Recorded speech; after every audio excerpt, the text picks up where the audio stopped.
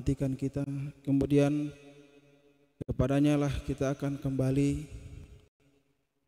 Maka sebagai hamba Allah Subhanahu wa taala, setidak-tidaknya kita mengingat bagaimana Allah Subhanahu wa taala memfungsikan penglihatan kita, penghidupan kita, pendengaran kita, sehingga kita semakin hari semakin tambah bersyukur kita kepada Allah Subhanahu wa taala.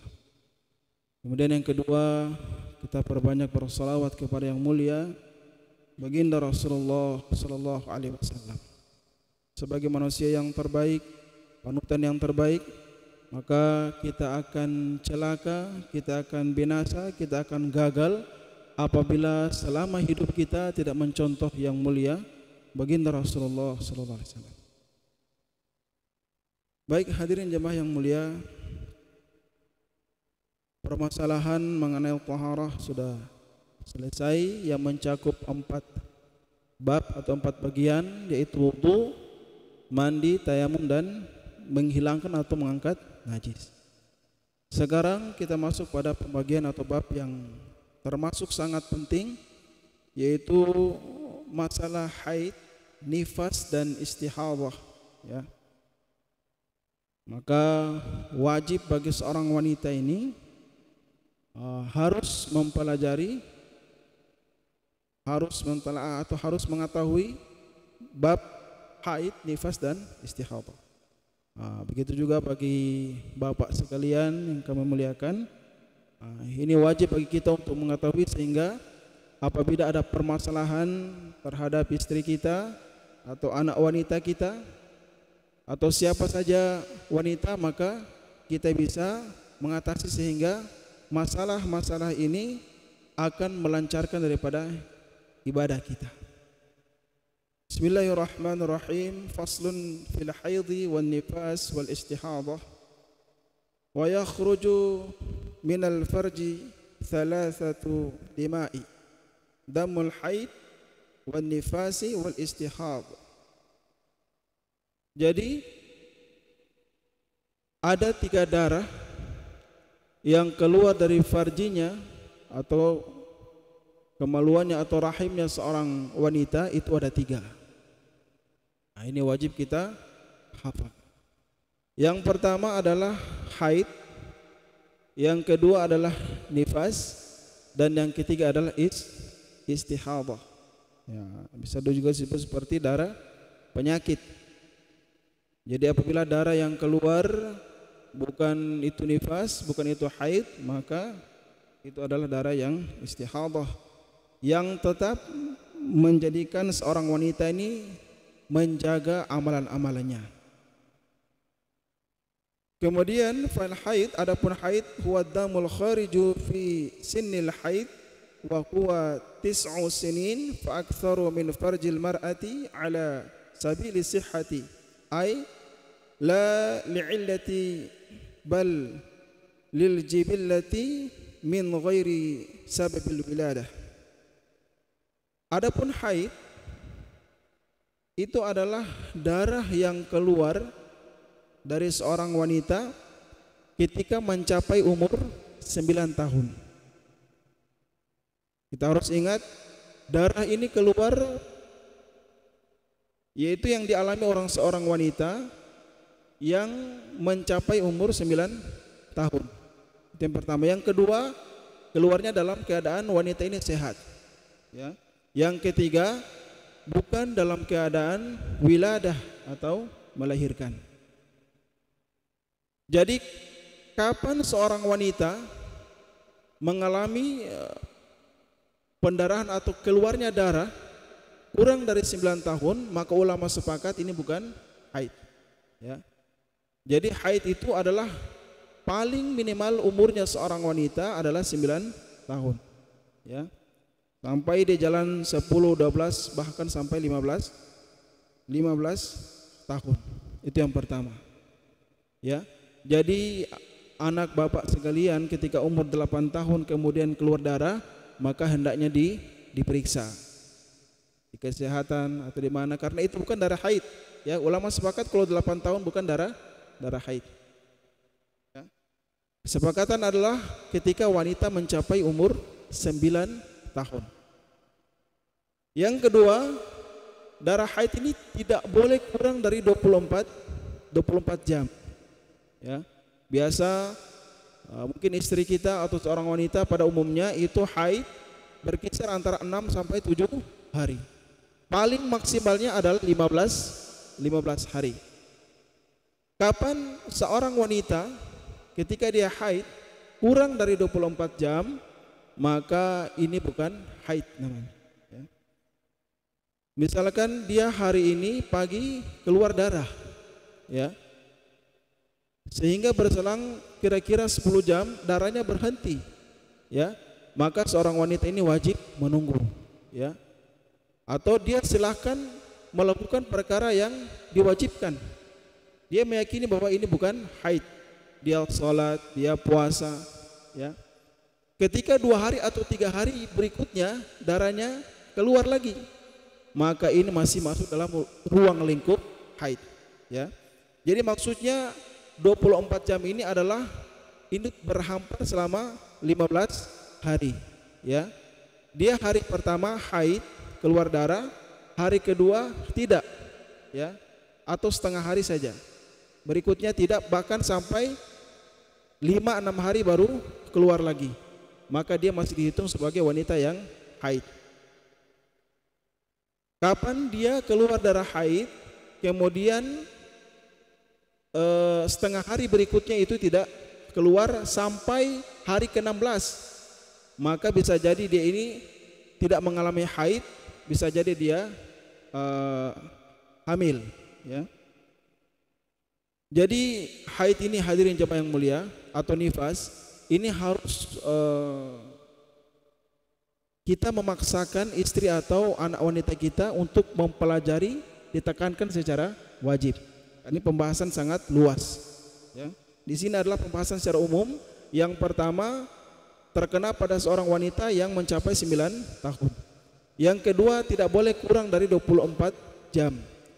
Paling sedikit-sedikitnya haid itu adalah 24 jam, 1 hari 1 malam. Paling normalnya 6 sampai 7 hari. Kemudian paling maksimalnya adalah 15 hari. Ya. Kemudian yang ketiga tidak boleh lebih daripada 15 hari. Ya. Ini seorang wanita darahnya keluar terus meskipun sedikit, ya. Pas 15 hari maka hari ke-16 dia wajib mandi. Ya, setelah itu dia wajib salat, puasa dan yang lainnya, baca Quran. Ketika hari ke-16 darahnya masih keluar, maka itu masuk kepada selain haid, bisa saja jadinya istihadah, ya. Hari 17 masih keluar, hari ke-18 masih keluar, maka hendaknya diperiksa, ya. Jadi meskipun darahnya tetap keluar, itu batasnya tetap 15 hari, maksimalnya 15 hari, ya. Selebihnya daripada itu dia wajib mandi dan melaksanakan ibadah-ibadah yang diwajibkan,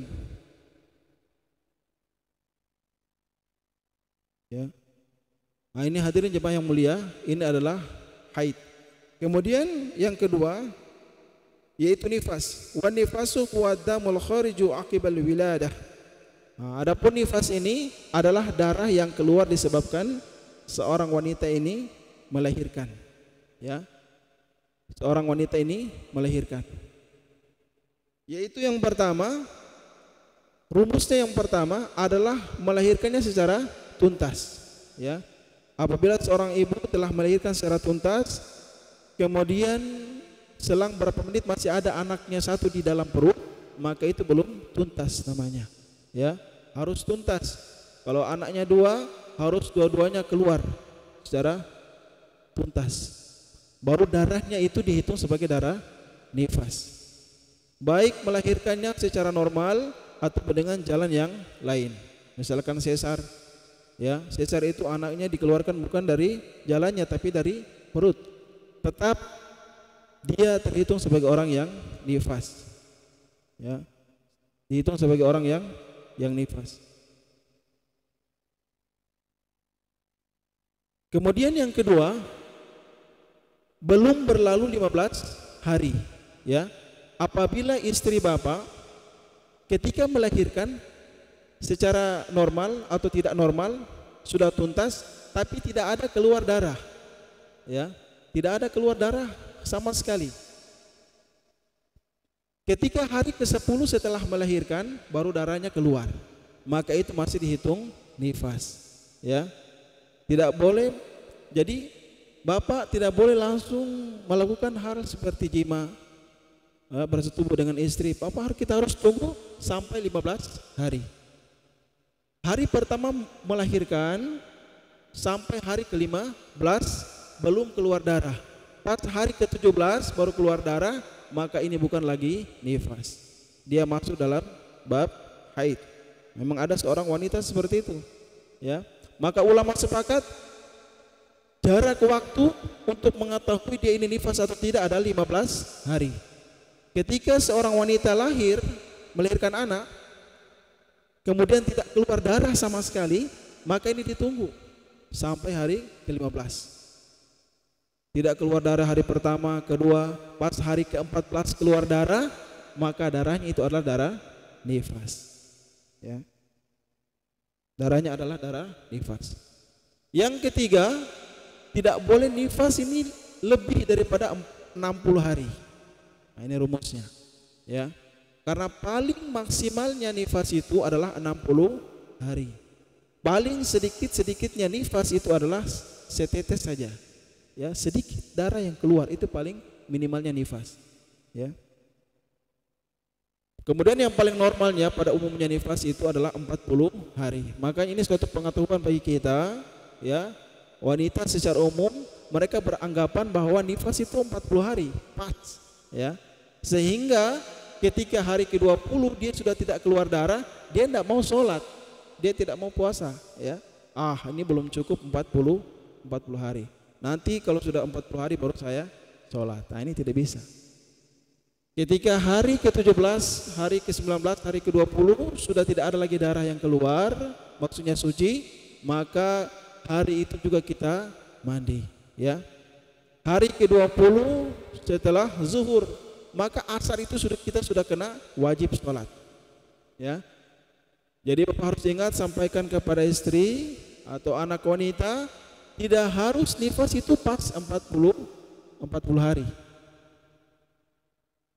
Nah, misalkan hari ke-41 masih keluar darah, sampai 45 masih keluar darah, hari ke-50 bahkan hari ke-59 masih keluar darah, maka belum ada kewajiban baginya untuk sholat, puasa dan hal-hal yang dilarang, ya.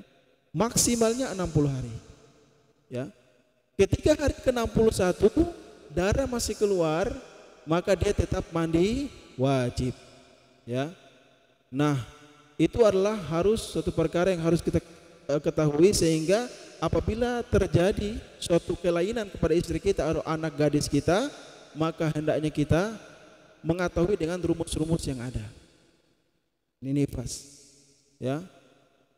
Maka ini harus wajib, karena beberapa majelis atau beberapa pendapat yang kami ketahui di umum sana, mereka bilang nifas itu 40 hari, ya. Nah, ini 40 hari.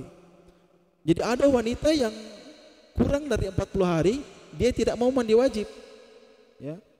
Misalkan sudah 30 hari, hari 31 sudah suci, dia tidak mau mandi wajib. Dia hitung harinya sampai hari ke-40, baru dia mandi. Nah, ini adalah suatu kesalahan yang sangat fatal. Jadi maksimalnya haid adalah 15 hari, maksimalnya nifas adalah 60 hari. Paling minimalnya haid adalah 24 jam, kemudian paling minimalnya nifas adalah sedikit, setetes darah yang keluar. Karena ada juga wanita yang setelah melahirkan tidak nifas, ya.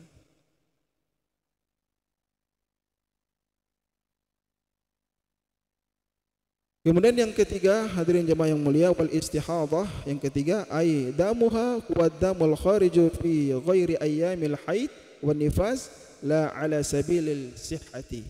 Yang ketiga adalah darah istihadhah, ya. Darah istihadhah itu penyakit, Ustaz, ya. Darah penyakit. Jadi istihadhah ini adalah darah selain haid dan nifas. Ya, darah yang keluar dalam keadaan seorang wanita ini tidak sehat. Berarti wanita ini bermasalah. Ya. Maka setelah Bapak Ibu sekalian mengetahui rumus ini, maka kita bisa mengetahui apa inikah darah nifas ataukah ini darah haid atau ini darah istihadhah. Caranya gimana? Kita harus mengetahui rumus-rumus haid sama rumus-rumus nifas, ya. Bahkan ada penjelasan dalam syarahnya, ada penjelasan bahkan sampai setingkat warna darah. Ada yang keputih-putihan, ada yang coklat, ada yang bahkan hitam, ya. Karena dalam Al-Quran surat Al-Baqarah ayat 222 itu Allah katakan haid itu memang adalah darah yang kotor, bukan merah lagi, sudah ke hitam-hitaman. Maka diharamkan bagi seorang laki-laki ini mendekati istrinya. Istri ke-1, istri ke-2, istri ke-3 sama saja, tidak boleh dekati, ya. Atau kalau bersamaan haidnya, ya. Maka apabila seorang wanita mengalami dua keadaan ini, haid dan nifas, ya, maka seorang wanita tidak boleh melakukan beberapa perkara yang dilarang, ya. Jadi Bapak harus ingat, yang tidak ada kewajiban dalam mengamalkan suatu ibadah itu cuma terdapat pada dua, haid sama nifas. Adapun seorang wanita yang keluar darahnya disebabkan karena istihadhah, darahnya darah penyakit, maka tidak ada halangan sama sekali. Dia harus tetap sholat seperti biasa, puasa seperti biasa, ya. Kalau dia haji, umroh, dia tawaf seperti biasa. Larangan ini hanya dikenakan atau terkena kepada seorang wanita yang haid dan nifas. Yang pertama, tidak ada kewajiban baginya sholat. Yang kedua, tidak ada kewajiban atasnya puasa, ya. Dia tidak boleh puasa, tidak boleh sholat. Yang ketiga, dia tidak boleh jima atau bersetubuh dengan suaminya, ya. Itu tidak boleh. Kemudian yang keempat, memegang mushaf Quran, ya.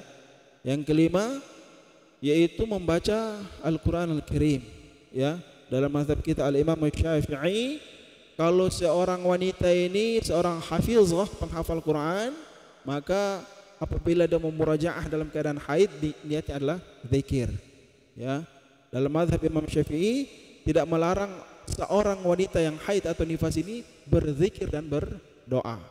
Jadi apabila dia baca Quran, niatnya doa atau niatnya zikir, maka ini tidak ada masalah. Kemudian yang keenam, tidak boleh berdiam diri dalam masjid, ya. Seorang wanita yang dia ini haid atau nifas tidak boleh berdiam diri dalam masjid. Kemudian yang berikutnya adalah tawaf, ya. Tawaf ini tidak boleh, ya. Seorang wanita apabila dia haid atau nifas, maka dia tidak boleh untuk melaksanakan tawaf. Tentunya hadirin jemaah yang mulia, ini adalah penjelasan secara singkat, ya. Maka dari sini kita harus mengambil pelajaran bahwa betapa pentingnya ilmu haid, ya, yang harus kita tanamkan kepada istri kita atau anak wanita kita. Nah, ini karena perkara sangat perlu diketahui oleh seorang wanita.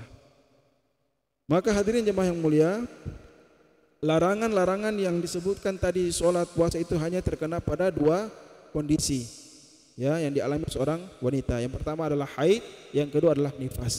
Adapun selain haid dan nifas, ya, itu adalah istihadhah atau darah penyakit, maka seorang wanita tetap melakukan kegiatan ibadahnya seperti biasa. Mungkin cukup hadirin jemaah yang mulia. Siapa tahu ada yang mau bertanya, kami persilakan.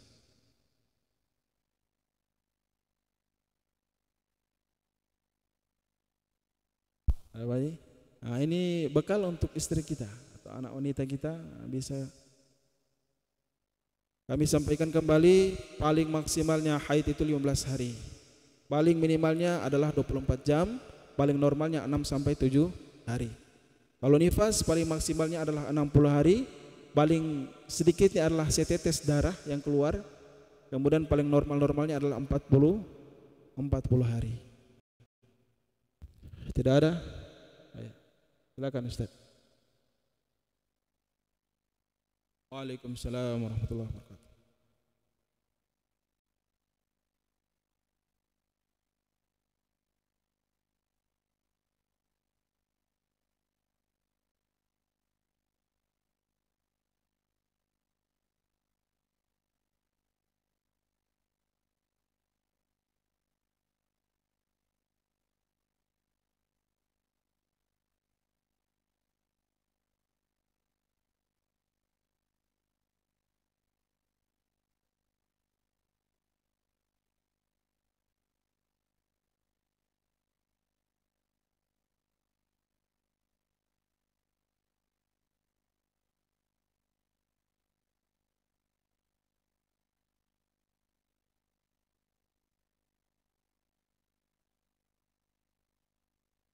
Baik, adik.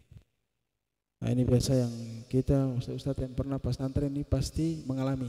Bukan laki-laki, kita mengalami keadaan santri putri. Ya. Jadi sama Ustaz, ketika kita di pesantren itu santri putri tidak ada libur.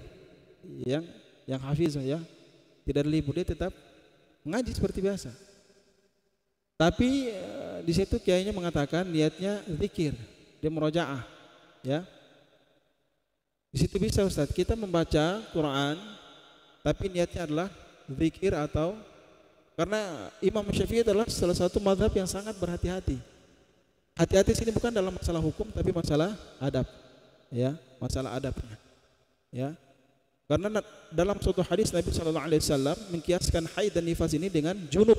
Nabi itu tidak menyentuh mushaf ketika junub, ini dalam satu riwayat. Maka ulama ini kiaskan kepada haid dan nifas. Karena itu haid dan nifas tentunya adalah darah yang keluar adalah darah yang kotor. Apakah boleh kita membaca Quran? Boleh, ya. Tapi tadi yang kami katakan adalah niatnya adalah zikir atau doa. Dalam berdiam di masjid itu Ustaz bukan masalah hukum, masalah adab, ya.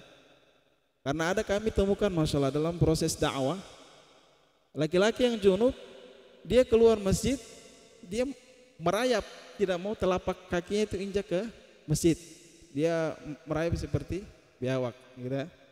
Padahal tidak ada masalah. Antum junub dalam masjid, ya. Kemudian bangun sadar bahwa saya ini junub, maka keluar seperti biasa. Dia injak saja itu masjid seperti biasa, ya. Karena dia berada dalam keadaan berada dalam masjid, ya. Itu bukan suatu masalah, tapi ini adalah adab seorang yang terkena junub, haid atau nifas hendaknya jangan berdiam di masjid. Nah, seperti itu. Adapun seorang wanita, dia seorang pelajar atau penghafal Quran, dia hendaknya membaca Al-Quran dengan niat zikir. Nah, seperti itu yang kami tahu, Ustaz. Jadi satu pelajaran lagi, apabila istri bapak ini haid, kemudian pas hari ketiga tidak ada lagi keluar darah, bapak sabar, jangan langsung serang istri atau bersetubuh dengan istri. Kita sabar menunggu, ya, sampai masih ada di wilayah 15 hari. Jangan berani kita menyentuh istri kecuali sudah 6 atau 7 hari lewat. Jadi boleh Ustaz membaca Quran, silakan, boleh. Ada lagi Pak? Dan itu maksudnya kan khilafiyah, khilaf, ya. Baca tidak ini. Mushaf, ya, bukan HP. HP tidak ada masalah. HP yang tidak ada aplikasinya itu tidak ada masalah. Cukup hadirin yang mulia, ya, insyaallah. Mudah-mudahan ini pembahasan haid dan nifas ini sangat luas. Kita tidak cukup sampai sini saja. Kita pelajari lebih luas kepada ulama-ulama kita atau ustaz-ustaz kita yang lebih faqih lagi. Kita berdoa kepada Allah Subhanahu wa taala, semoga Allah Subhanahu wa taala pahamkan kita dalam setiap apa yang kita pelajari. Subhanakallahumma wa bihamdika asyhadu an la ilaha illa anta astaghfiruka wa atubu ilaik. Assalamualaikum warahmatullahi wabarakatuh.